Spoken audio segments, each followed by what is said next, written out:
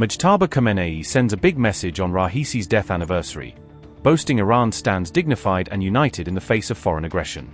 The Iranian Supreme Leader issued a blistering warning to US and Israel, marking them as global terrorist armies.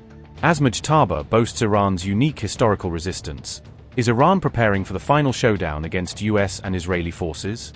Mojtaba compares Raisi's death to Iran's martyred revolutionaries, portraying him as a symbol of sacrifice in the Islamic Republic's struggle for independence. Iran's Supreme Leader Mojtaba Khamenei marked the first death anniversary of Ebrahim Raisi on May 20th, turning it into a high-profile political and religious commemoration. Honoring the late president, Mojtaba praised Raisi's diplomacy and leadership style as a model for current Iranian officials to follow. He hailed Raisi for justice-focused governance and his cultivated image of being close to ordinary Iranians across the country. Mojtaba linked Raisi to Iran's long line of martyred revolutionary figures, elevating his death into the narrative of sacrifice for the Islamic Republic. He recalled that Raisi died in a 2024 helicopter crash near Varzaqan in northwest Iran, a disaster that abruptly ended his presidency. Iran's former Foreign Minister Hossein Amir-Abdollahian was also killed in the same helicopter crash, dealing a major blow to Tehran's regional diplomacy team. Mojtaba said wartime conditions have made responsibilities heavier for Iranian officials, with every decision carrying higher strategic stakes. Indirectly referring to the US and Israel, he said Iran is mounting a unique historical resistance against its main external adversaries. He praised national unity but urged officials to urgently tackle Iran's economic woes to prevent public hardship from undermining that unity.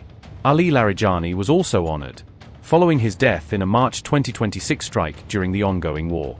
Mojtaba insisted Iran must preserve its independence and autonomy despite growing foreign pressure.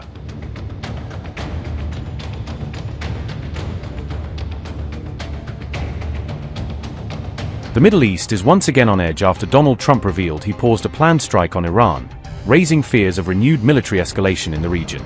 Trump reportedly convened his top national security officials to discuss military options against Iran amid rising tensions between Washington and Tehran. According to reports, several US officials believed Trump was preparing to approve military action during the high-level White House meeting. But instead of authorizing strikes reportedly planned for May 19th, the White House suddenly announced a pause in military action. Reports say Arab leaders warned Washington that Iran could retaliate by targeting oil facilities and critical infrastructure across the Gulf region.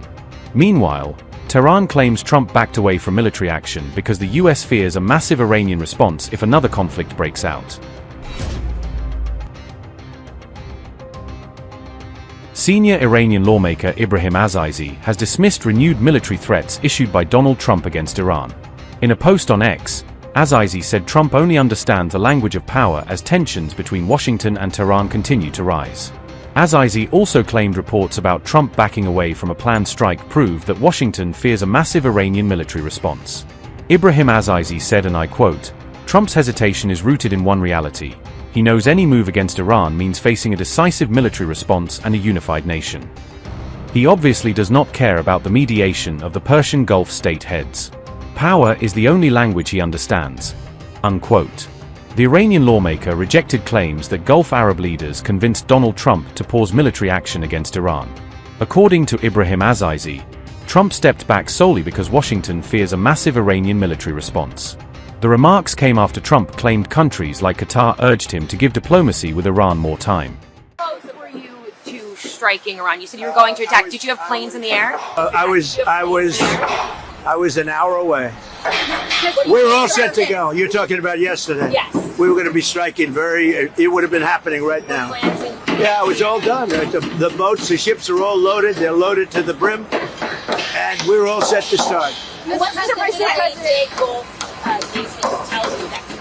They said that they feel they've had for the first time in almost 47 years. You know, Iran's been the bully of the Middle East for 47 years. I mean, literally the bully of the Middle East. And they're nasty, very dangerous. They wanted a nuclear weapon. Had I not terminated Barack Hussein Obama's Iran nuclear deal, had I not terminated it, see, that's the win. That can't happen with the real structure. Mr. President, one more on Iran, if I may. When you were having your discussions with the regional partners, the regional leaders, did they express to you any concern about Iran's ability to still retaliate in the event of U.S.? They have a little ability. Their missiles are 82% gone, we estimate. Their capacity to build is very little right now because we hit all of their manufacturing areas. Same thing with drones, largely gone, but they still have a little capacity. Yeah, not much, but they have a little. Their Navy is completely gone. Their Air Force is completely gone. President Xi has promised me that he's not sending any weapons to Iran. That's a beautiful promise. I take him at his word. I appreciated it. We had an amazing time in China. Look, we got along very well before this, but President Xi and I had really an amazing time. I think he'd say the same thing, but he promised that he's not sending any weapons. And, if you think about it, he gets 40% of his oil. He's not sending oil boats in, tankers in with 20 destroyers alongside of it. No, he wants it. He does want it open, like me. I want it open, and we'll get it open. But Iran has used the Straits as a military weapon for 47 years, really much more than that.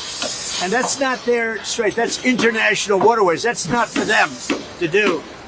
And look, they've learned their lesson. If I left today, it would take them 25 years to rebuild.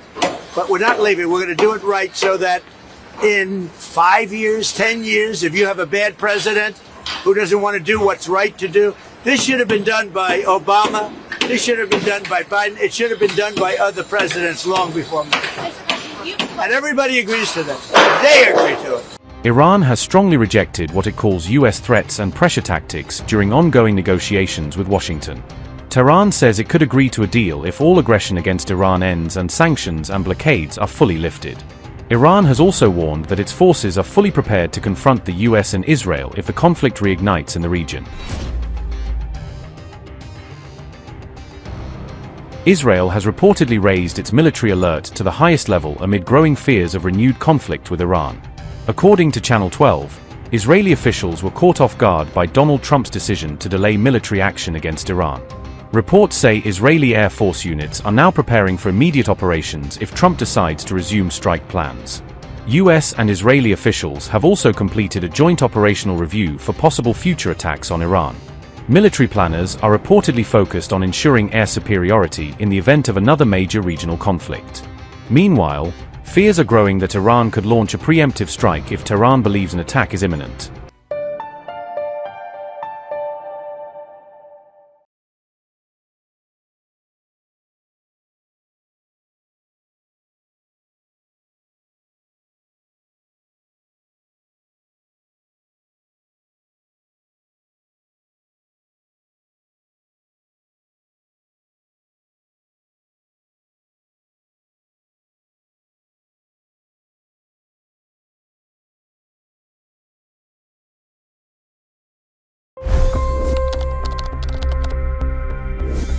$25 crore गरीब गरीबी को परास्त करके बाहर निकले। For the good of our nation, let's work together and let's truly make America great again. The fastest news breaks. Requested PM saying that we will have to speak to Putin and to Zelensky. The biggest newsmakers. The relationship with India is probably the most important bilateral relationship the U.S. will have for the rest of this century. The capital delivered quite an election result today. Expert analysis. The million-dollar question today is how to stop this dance of death. Ground reports. I'm standing at the crossroad of the Kumbh Mela. Behind me are more than 100 entry ghats. Long-form interviews. Exclusionary politics is reflected in Manipur case as well. You don't bother because this is a small state. Deep dive into burning issues. It's often said DRC could be the richest country in the whole world. It's because of what sits underneath. Why exactly did the US topple the Sheikh Hasina government? HT videos. We don't just break news, we break it down.